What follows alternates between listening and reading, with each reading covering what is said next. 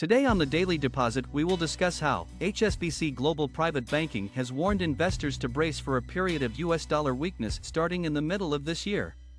The bank strategists expect the greenback to be dragged lower by a combination of slowing US economic growth and the end of the Federal Reserve's rate hiking campaign in the second half of 2023.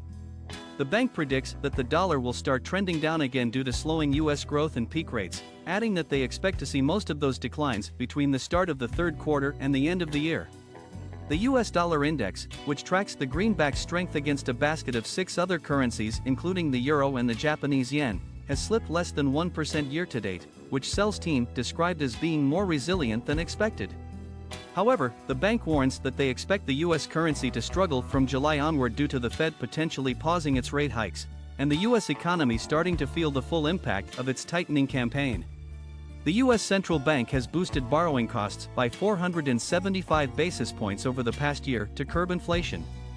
Over 50% of traders expect the central bank to hold rates at their current level of around 5% when it next meets on May 3, according to CME Group's FedWatch tool. Many investors have pared their bets for further rate hikes since the collapse of SVB Financial earlier this month fueled turmoil in the US's regional banking sector. That's likely to weigh on the dollar because when interest rates stay at the same level, the currency becomes less attractive to foreign traders who are seeking higher yields.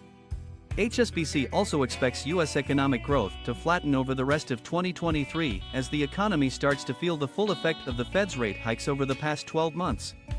That weakness could also drag on the dollar, which is often seen as a reflection of investors' confidence in the US economy. In the short term, lingering inflation pressures may keep the focus on the hawkish Fed tone, though the recent turmoil in the US banking and IT sector has reduced the number of hikes the market is expecting from here, Sell's team said.